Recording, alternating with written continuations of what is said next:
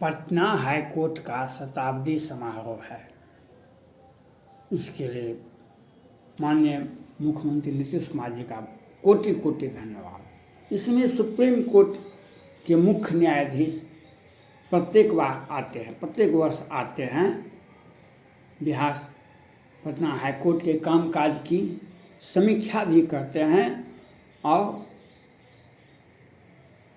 बिहार सरकार के आतिथ्य से गदगद भी होते हैं। अब पटना हाईकोर्ट को अब 26 न्यायाधीश हो गए हैं। इसके लिए माननीय प्रधानमंत्री, कानून मंत्री और कॉलेजियम के सभी सदस्य और सुप्रीम कोर्ट के माननीय मुख्य न्यायाधीश रमन्ना साहब को कोटि कोटि धन्यवाद।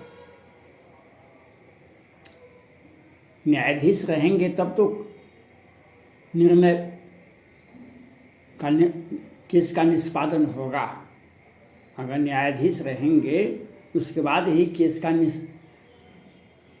निस्तारण होगा, सुनवाई होगी। ये अच्छी बात है। मैं सुप्रीम कोर्ट के माननीय मुख्य न्यायाधीश जी का ध्यान बिहार के पटना हाईकोर्ट के बारे में ध्यान आकृष्ट करना चाहता हूँ।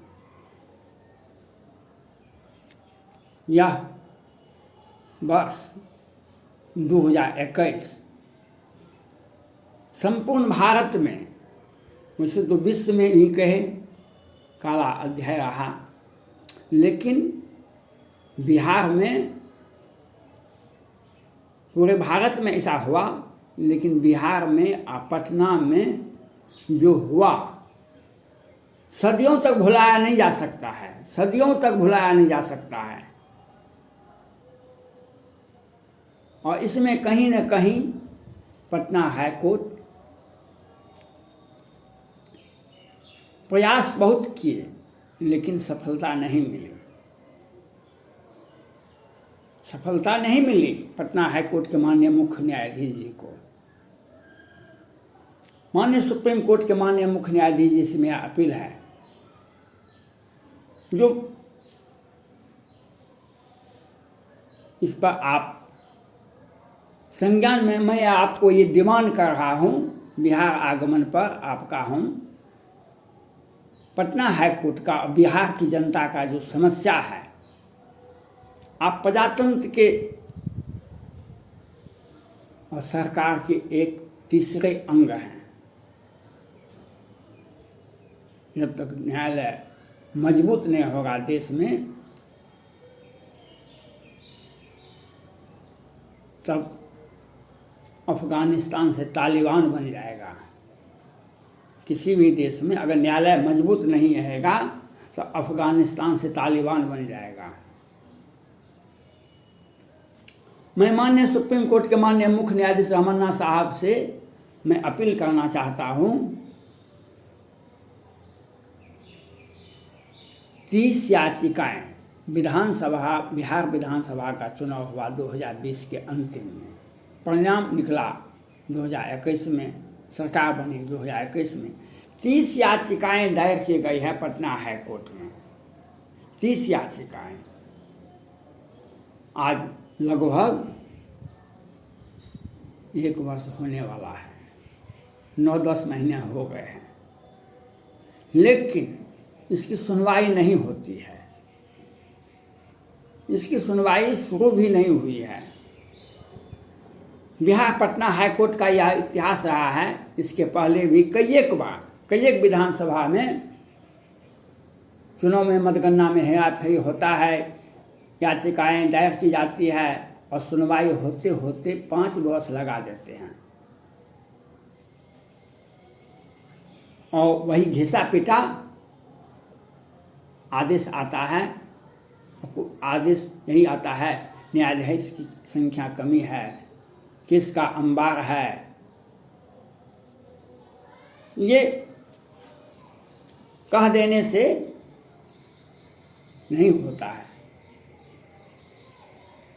यह कह देने से 30 याचिकाएं दायर है पटना हाई कोर्ट में चुनाव में मतगणना में हेरा फेरी का।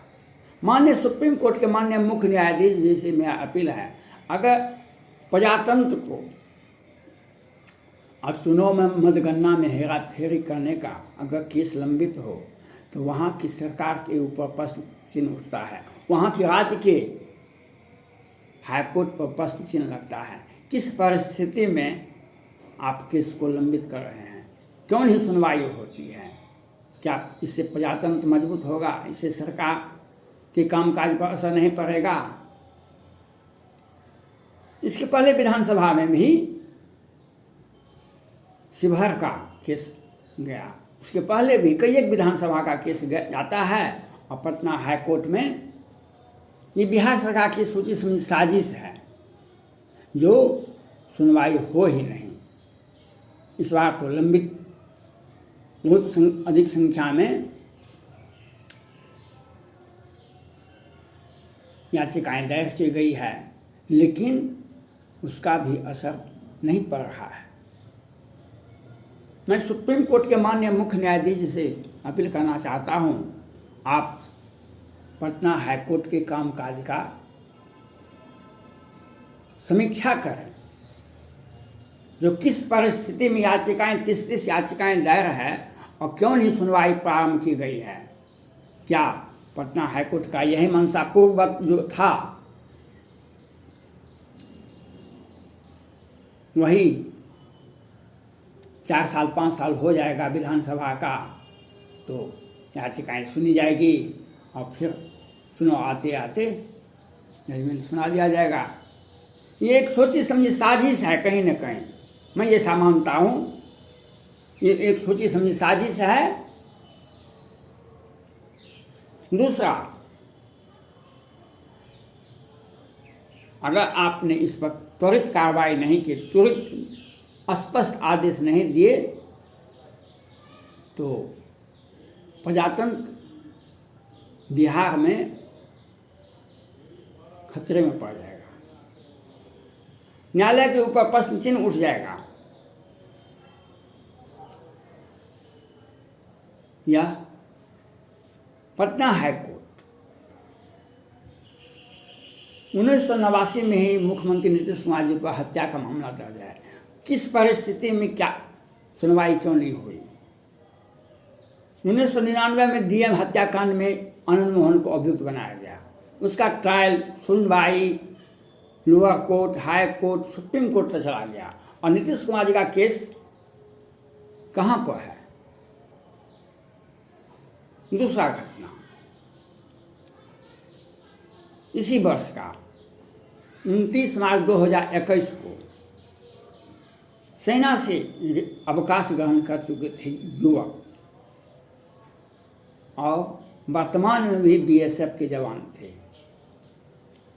बिहार की घटना में दिन के 12 बजे से 3 बजे बिहार सरकार ने सोची समझी साजिश के तहत ये हत्या करवाए। नवीन झा, प्रवीण झा, अत्याधुनिक हथियार से हत्या होती है, उसके बाद तलवार से खोखरे से काट दिया जाता है और बिहार के मीडिया में कहीं भी सुनवाई नहीं होता है। वह केस कहाँ पर है ये बताने का पटना हाई कोर्ट भी संज्ञान नहीं लेती है, सुप्रीम कोर्ट भी संज्ञान नहीं लेती है और 5-5 सदस्यों की हत्या होती है।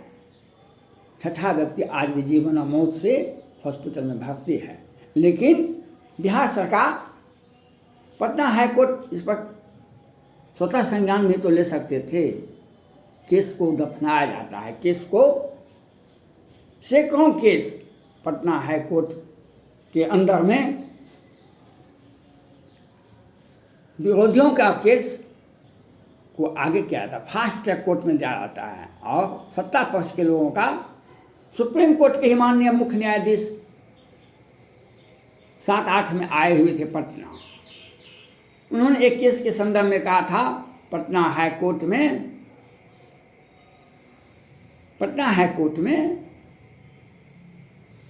कोर्ट के बाहर एक फैसला हो जाता है, किसे फांसी देना है, किसे सजा देना है, किसी रिहाई करना है, ये हो जाता है, मैनेज हो जाता है। पटना सुप्रीम कोर्ट के तत्कालीन मुख्य न्यायाधीश जी यह बात बोले, आज वह सत्य होता है। सैकड़ों हत्याएं की मामला, सैकड़ों हत्या, अपहरण, लूट, कांड का केस सेंटिंग पड़ा हुआ है, कहाँ भी है, केस मैनेज हो गया है। इसका एग्जाम्पल है लोअर कोर्ट और वैकेंट कोर्ट से ऋण घोटाले के बड़े आरोपी को बेल मिलता है।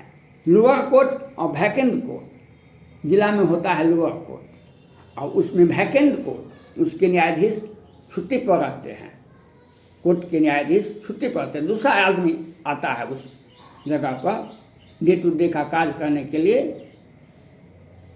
और वह मैनेज हो जाता है और ऋण घोटाले बड़े आरोपी को जमानत मिल जाती है। इसका पटना हाईकोर्ट के वरीय न्यायाधीश राजेश कुमार जी सुप्रीम कोर्ट, राष्ट्रपति भवन और प्रधानमंत्री कार्यालय को विधिवत सूचना दे दिए, लेकिन आज तक कोई इस पर कार्रवाई नहीं हुई। यह पटना हाईकोर्ट के इतिहास का काला अध्याय है। 2019 में बिहार सरकार की साजिशन मुजफ्फरपुर बालिका गृह कांड होता है। बिहार की मीडिया में कहीं भी नहीं, कुछ नहीं छपता है। सुप्रीम कोर्ट के तत्कालीन मुख्य न्यायाधीश को कैसे न पता चल जाता है, तो वे जांच करवाते हैं। जांच करवाते हैं तो इतिहास में, भारत में ही नहीं विश्व में ऐसी घटना नहीं हुई है।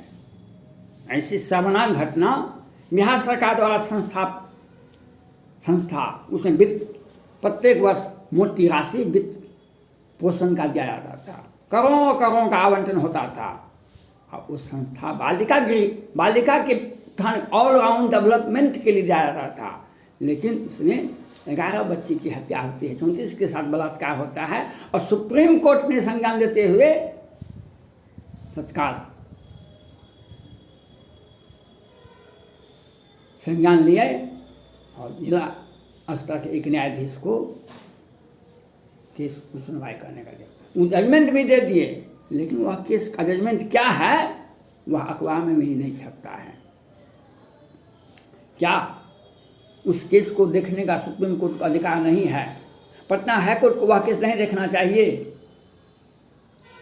और छोटे छोटे 4th ग्रेड स्टाफ को सजा दी गई है, और जो न्यायाधीश जजमेंट सुनाए वे भी कहते थे यहाँ से लड़की का सप्लाई माननीय के पास होता था प्रत्येक दिन, माननीय के पास। जो बन जर किसे नहीं बलकावा, मच्छर काहे कलंक न लावा, चिंता सापनी को नहीं खाए, केहन पद पाए भोगाया। जब पद पाता है छोटा व्यक्ति, उसका यौवन उछाल मारता है, उसका यौवन युवक, और वही बात बिहार में होता है।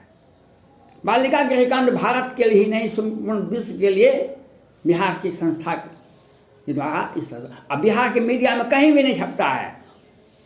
मधुबनी के बेनीपट्टी के मोहम्मदपुर में जो हत्या होती है दिन के उजाले में, बिहार के कहीं भी मीडिया में नहीं छपता है।